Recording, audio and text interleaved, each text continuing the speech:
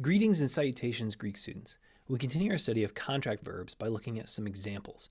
So let's get right into it. This is from Clayton Croy's Primary Biblical Greek, lesson 21, and we're going to be in practice and review starting with sentence number 6. So this sentence, pasai hai gunaikes, epoiesan heautais, kala hematia, ala poneroi, anthropoi, e balan auta esten thalasan. As we're usually going to do, we're going to put this sentence into its constituent parts, breaking it up into its separate clauses. So the first clause, pasai hai gunaikas epoiesan heautais kala hematia. Now right away, we might want to start by looking for our verbs, and we have our verb right here, epoiesan.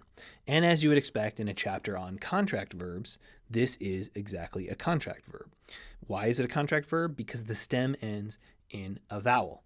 So the lexical form, if you were going to look this up in the dictionary, is poieo. I do, I make.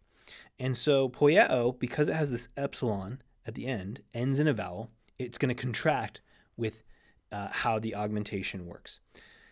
Now, when you look at this verb right away, you notice, oh, look, I have an epsilon prefix. That epsilon prefix tells me I'm looking at one of two options for a verb. It could be either a aorist or it could be an imperfect. Those are my two options for this epsilon prefix verb.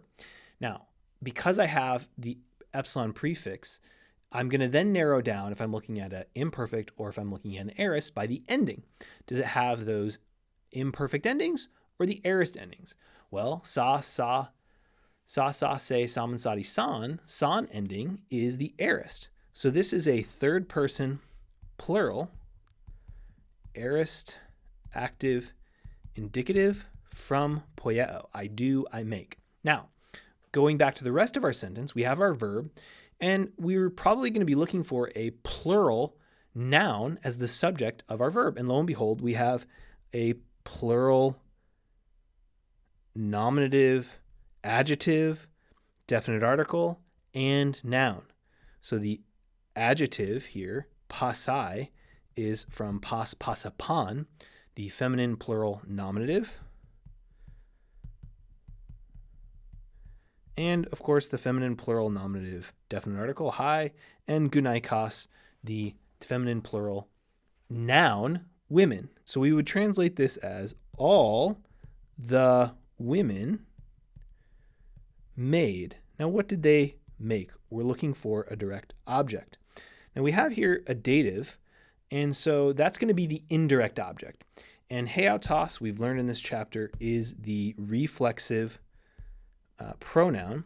And by reflexive, meaning it refers back to the subject of the sentence, the women. But it's not our direct object. The women did not make themselves. Rather, they made kala hematia. Kala is an adjective from the Greek word kalos, beautiful. And it's feminine. No, I'm sorry, it's not feminine. It's neuter. It's plural. And with those neuter plurals, we can be either accusative or nominative.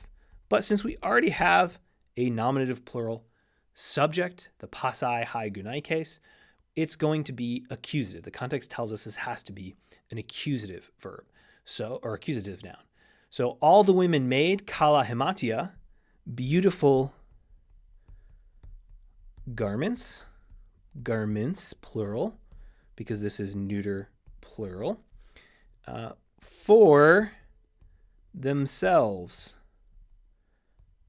Why for themselves? Because this reflexive pronoun, we have a reflexive pronoun plural going back to the women. So all the women made beautiful garments for themselves.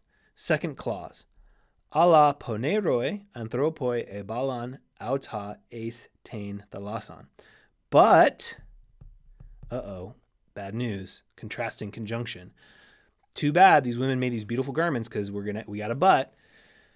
Poneroi anthropoi. Poneroi is the adjective, and it's a masculine plural nominative, so it goes with our subject, anthropoi. But evil men, ebalon. This is from the verb balo. I throw, I cast. So we have this epsilon prefix on balo, and so we're going to go, oh, balo. This must be an imperfect because the epsilon prefix, we know it's either an imperfect or it's an aorist, and we have that on ending, and so we're thinking, oh, this is going to be an imperfect. But lo and behold, notice there's been a stem change. Bum bum bum. That balo has dropped a lambda. It's not. It doesn't have that double lambda anymore. And it's because the stem has changed, we know that this is going to be this is not going to be an imperfect. This is going to be a second aorist. So the evil men cast or threw them. Auta, this is the neuter plural. And the neuter plural auta as the direct object of what it is they cast. And the them refers to the hematia, the garments, eistain thalasan, into the sea. So all the women made beautiful garments for themselves, but evil men threw them into the sea. And we want to be clear that the them is, because this is neuter plural, refers not to the women, but to the hematia, the garments.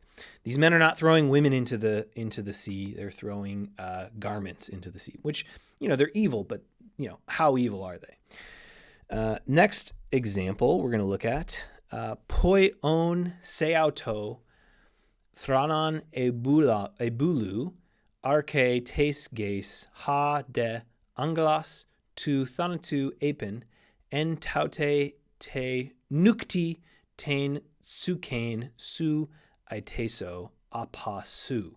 So, poion, this is from our old verb friend poieo. And what's happening with this own ending is that we have our participle endings on, usa, on.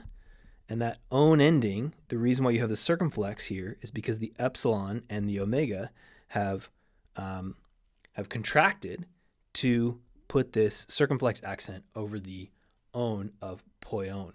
So this is the present active participle, making, nominative, singular, making. So this isn't a substantive. This is going to be a circumstantial participle. It's telling us what's going on with our main verb, ebulu, here. So we're going to say while, because it's the present active participle, while making for himself, second person reflexive pronoun, while making for yourself a throne, or while making a throne for yourself. What's being made is the throne, and who it's being made for is for yourself. While making for yourself a throne, you, so bu lomai. So this is I want, to want something. Epsilon prefix tells me I'm looking at one of two options for a verb. I'm looking at either an imperfect or an aorist. Those are my two options. Now, in this case, I could be looking at either an imperfect or an aorist, but that ending, that oo ending, doesn't look like our imperfect endings. It doesn't look like our aorist endings. And remember, this is a deponent, so it's going to be that omain, oo, eta, amatha, esthe, anta, imperfect middle passive endings. And that's exactly what we have, is this oo. So while making for yourself a throne, you singular were wanting. You were wanting arcane. This is from the verb arco, to begin, to rule. And that's a present active infinitive. While wanting to rule the earth or the land. We'll say land because maybe the hubris here is not so much that you're wanting to rule the earth, just the land. So wanting to rule the land or the earth. But post-positive conjunction, the angel ha angelos, nominative singular. So we have a new subject. The angel of death. Oh, your old friend, the angel of death, has come. But the angel of death, Apin, said. Now, Apin is one of those second aorist verbs that you just got to get used to. It's from Lego. I say, I speak. And in the second aorist, it becomes Apin, which is totally unpredictable, but that's what's happened here. So Apin, he, she, it said. In this case, the he is ha angelos tu thanatou, the angel of death, said, and we're getting the content of the angel's speech. En tauta te nukti,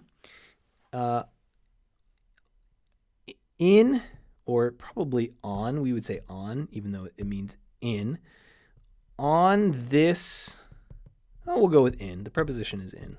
Let's stick with what it means. In this night, direct object, tain tsukain. So we're not going to start our sentence with the direct object because we need the subject. Well, what's the subject? In this night, aiteo is our verb. Aiteo, contract verb, epsilon. It ends in an epsilon, and it's lengthened to an eta, and we have a sigma. Well, remember with these contract verbs, when they end in an epsilon, they like to lengthen when you have a sigma. So we have to go, what is that so ending? So, say, ending. That's the first person, singular, future, active, indicative. So, I will ask. So in this night, I, who's speaking here, the angel of death, I will ask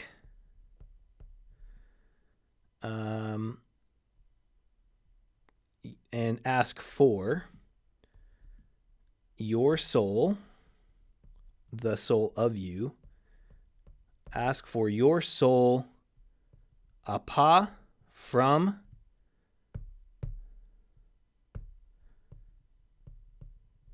you.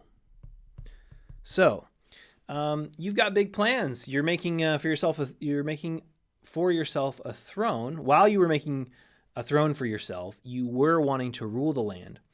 But the angel of death came along and said, not came along, it doesn't say that in this sentence, but the angel of death said, in this night, I will ask for your soul from you. So too bad, so sad about your big plans and desires to rule with your big chair. One more example. This is sentence number 15. Staurothentos tu kuriou hupa ton excusion kai apa thanatos. Apa thanatos. So, staurothentos tu kuriou. Okay, so what we have here is our old friend genitive absolute. So remember, when we see these string of genitives, right? We see a genitive participle here. This is aorist passive from the verb staurao, contract verb, and I crucify. Now, what has happened here is the omicron has lengthened with the theta ending at the end of the aorist passive thentos, the genitive singular aorist passive participle, genitive singular masculine. And tu kuriou, genitive singular masculine of the Lord. But remember in these genitive absolutes that definite article and the genitive noun or pronoun is going to be the subject of the aorist participle. And so this is aorist passive. So we're going to say after because it's aorist. Now it's aorist because it's occurring, it's past action as it relates to our main verb of the clause, the a te santa verb here. So after having been crucified, because it's passive, having been crucified, after, we're going to say the Lord, because remember, this is the genitive absolute, and we have our subject. The Lord had been crucified. After the Lord had been crucified, hupa ton exousion. Remember, in these genitive absolutes, when you have prepositional phrases, they're going to be in whatever case they need to be. So hupa plus the genitive, by the authorities. After having been crucified by the authorities and having died, this is the aorist. This is the second aorist. Active, participle, genitive, singular, masculine, from apothenesko. So after the Lord had been crucified by the authorities and having died, that is the Lord having died, not the authorities. So after the Lord had been crucified by the authorities and having died, e te santa. So this is again from the verb aiteo, I ask. And what's happened is you've got a lengthening. Alpha plus the epsilon prefix becomes eta, and then the iota becomes a iota subscript. It kind of subsumes into that eta. So e te santa. And as we would expect, this is that aorist middle. So our subject of, we have pantes hoi a kaluthuntes. So all those akalutheo. Now this is a tough one because we have that theta in there, but akalutheo, the verb akalutheo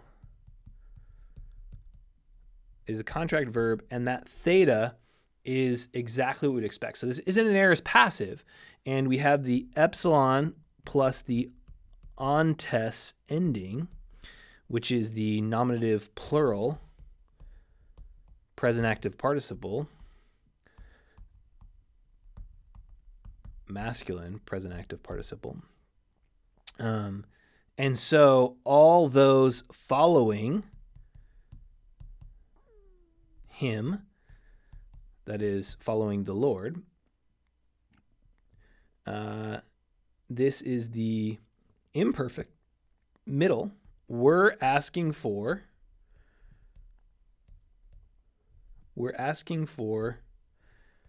ta soma. Now ta soma is neuter, either nominative or accusative. But we know it's not nominative because the subject of this verb has to be plural. So they were asking for what? The body